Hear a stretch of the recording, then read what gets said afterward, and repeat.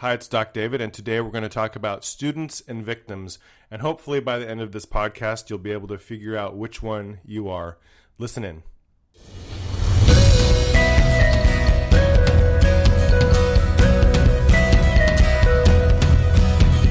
You are listening to Head Shrink Inc., your answers to life, relationships, and daily living.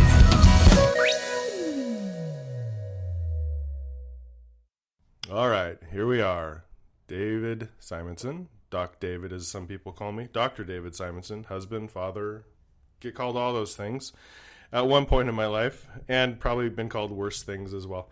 So, hey, I apologize. I haven't, this is more or less a one and sometimes two-man show. So when I take a vacation or when I get busy with life, podcast suffers. So please bear with me as that happens. And so that's why I haven't done a podcast for about a week and a half or 2 weeks. Today is the first day of fall, and I was just thinking, man, I actually don't mind. You know, some people lament that summer is gone and that fall is upon us. And then you have the people that are so excited because all they do on social media is post how many days away from Halloween it is, how many days away from Thanksgiving, how many days away from Christmas.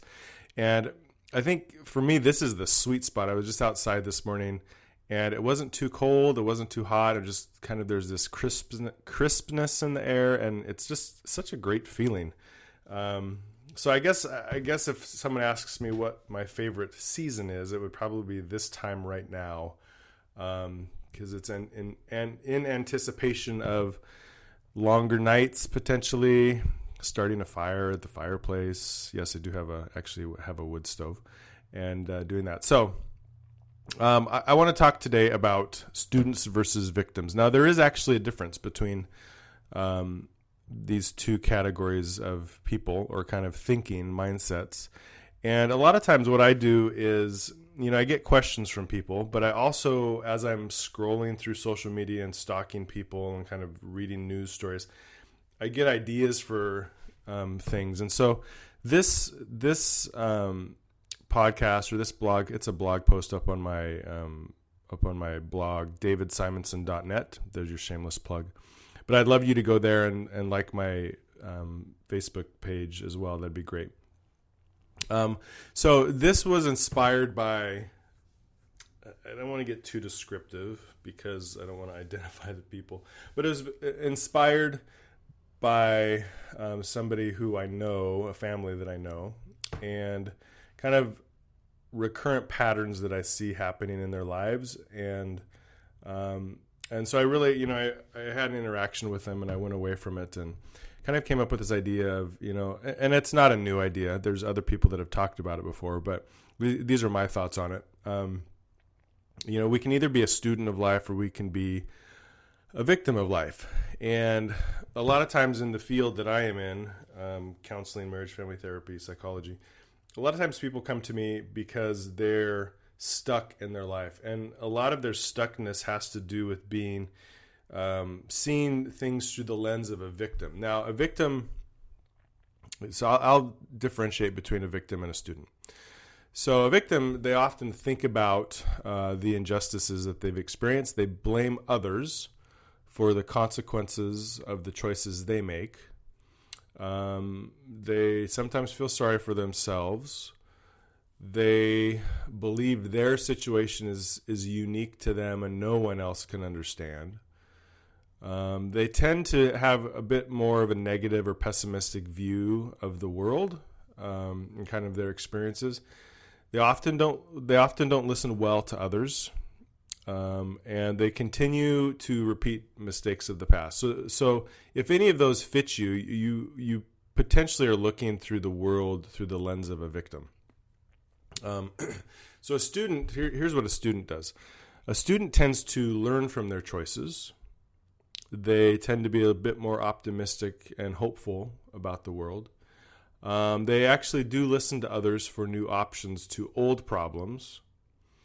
They tend to be fairly intentional about choices that they make, and that's based, I think, on learning from their past. And so, for example, if a woman consistently gets in a bad relationship, at some point she can either be a victim and say, why does this keep happening to me, and continue to not make better choices. I often say that her picker is broken. Or she can look at that that last dysfunctional relationship and think, okay, what do I need to do to get out of this kind of pattern that I'm in, and make different choices. They study, and that's another example of a student. They study what led them to a place so they don't go there again.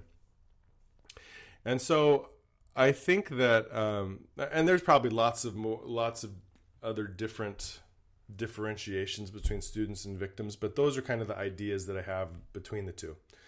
And, sometimes I think in my own life, I can play a victim, I can be the victim. But I think what I'm thinking in terms of kind of a lifestyle, a kind of a consistent way that you view the world, because there's times that I've been a victim and there's times that I've been a student. And so it's not a one-time thing. It's more of, what does your life look like, generally speaking? Do you fit in the category of victim or student? And so if you think about those ideas, what is the one that seems to fit with you most based on how you act most of the time? All right, so I came up with 4 different things to maybe step back for a second. If you feel like you are stuck in that victim place, and I'm suggesting that being stuck in the victim place is not a great place to be stuck. It's not healthy. Usually people don't want to be around victims. Victims have unsatisfying lives. There's discontent in a victim's life. And so to that end, I've come up with 4 ideas that maybe if you find yourself as a victim, that you can consider integrating into your own life, and then maybe it might change some of your perspective or how you view things. So the first one is just simple gratefulness. So there's studies that show that the poor in the United States are rich in comparison to the poor overseas. And so one of the most simple things that we often take for granted, that we don't realize that that is just easy to have access to, is water.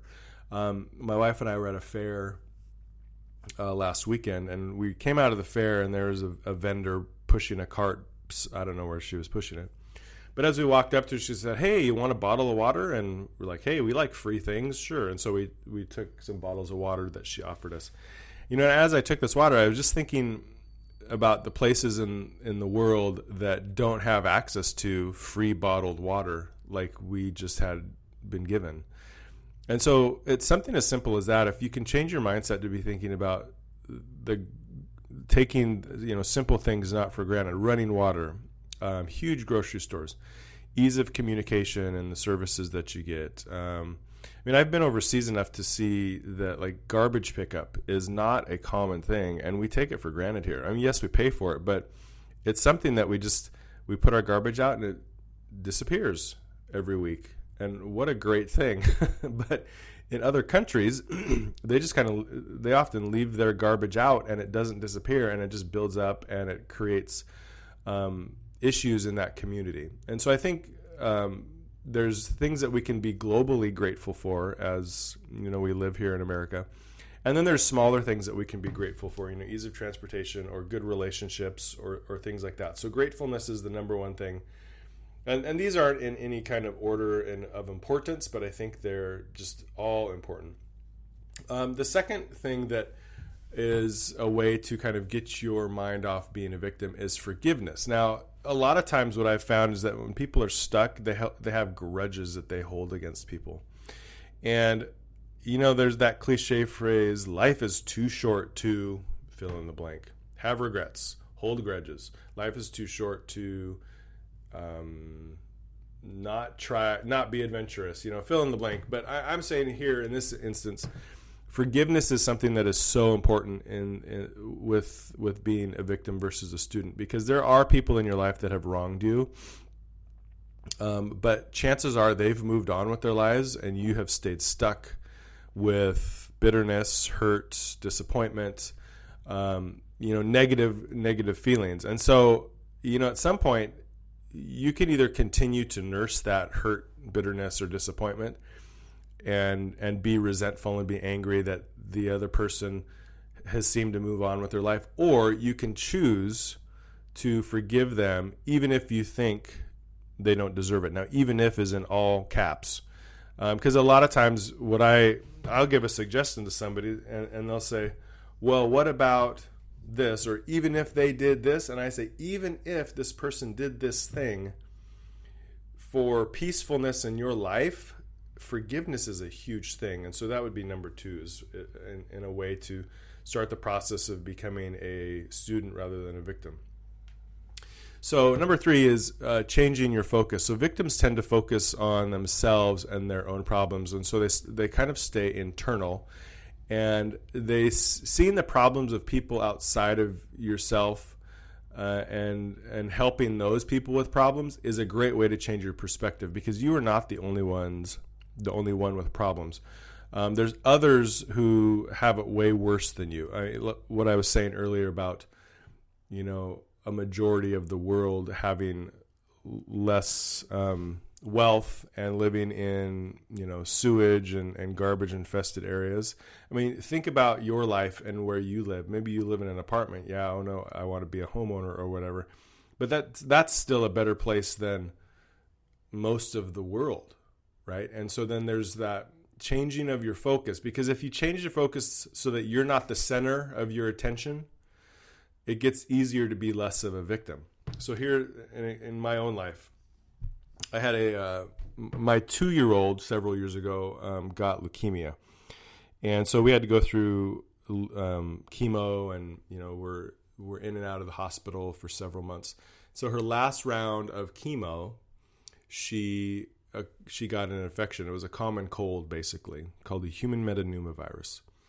And it's something that, we who have healthy immune systems, we get this. We may feel a tickle in the back of our throat.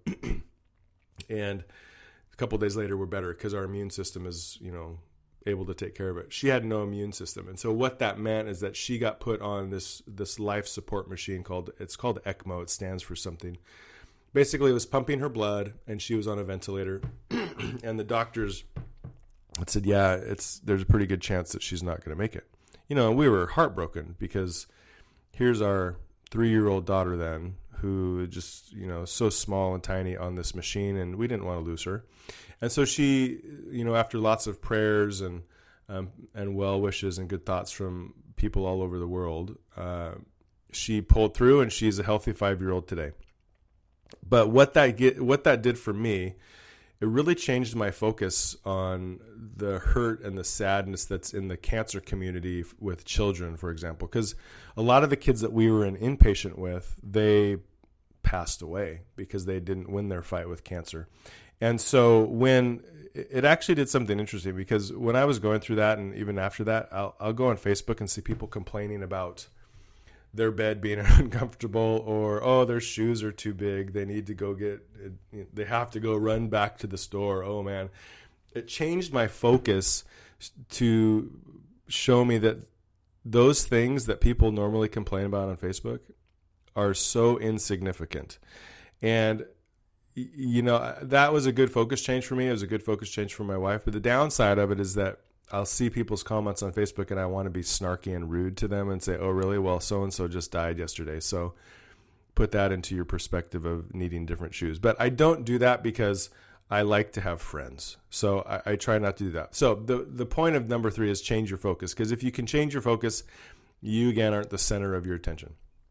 So so this number 4 is pretty important. And I guess if I did place these in a priority of, in a level of importance, I would say this is probably the number 1 thing. And the number 4 is don't run. And I know it seems counterintuitive, because I think a lot of times victims, they're in a bad situation and they're thinking, I just am so discontent. I'm not happy. I need to leave this situation. And that initially sounds like a good idea, because I think if I can just change my situation, then everything else is going to change. But if you're not a forgiving person, if you can't change your focus, if you are not grateful for the things that you have, but yet you run and move up to another place, you're taking yourself with you. Duh. And all these things that you think are location specific, well, I guess they are location specific. They're location specific to you. And so running is not going to solve this problem. But I often see people running. And we see it in the relationships all the time, right? Like, this relationship wasn't good for me. And so they break up for a week and then they're in another relationship and it's not good. And they're just bouncing back and forth. And so specifically to this topic, when you are experiencing, challenges, don't run from them. I think you should embrace them and figure out, okay, why am I experiencing this challenge? All these negative things that you experience are all learning opportunities waiting to happen. And if you don't learn and run, if you simply, I'm not going to learn and I'm going to run, you'll continue to have this pattern in your life that of focusing on these negative things, but never solving these negative things. And so I'm suggesting that facing the negative things with the help of a friend, family, a therapist, or whatever, pastor, priest, can really give you good insight to maybe change how you respond to them. And with the birth of social media, you can see it clearly there's always that one person in your feed, in your Twitter or your Facebook feed, that has that perspective that their life is miserable. And so is their life really miserable, or do they make their life miserable? And I'm going to suggest that they tend to make their life miserable based on the choices that they make. And so if you find yourself as a victim, hopefully these 4 things can be helpful to you in kind of changing your perspective on being a victim and move it towards being a student. Because wherever you go, unless you deal with being a victim, you will continue to focus on the negative things. I guarantee that.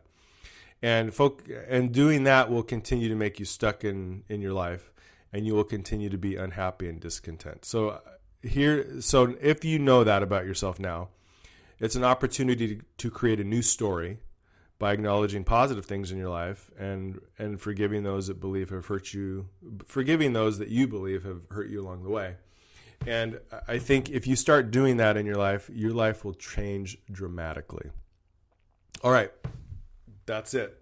If you have an email that you want to send me, send it to headshrinkinc@gmail.com. Go to my Facebook page and like it, please. Doc David is my Facebook page. You can search for me. One thing I'm going to start doing is, in my intro, I realize it's kind of a lame intro. So one of the things I want to do is, if you have a catchphrase that you want me to say, I'm going to start saying catchphrases that you guys send in to me. And so that hey, I'm recognizing that you are a great listener, and I'm going to say your catchphrase. Now, the catchphrase may be different every week if I get lots of emails. But if I get one email, that's going to be the catchphrase. And if you get bored of that catchphrase, then you're going to probably need to send in another email to get another catchphrase. Hey, this has been Head Shrink Inc. Look forward to talking to you next time.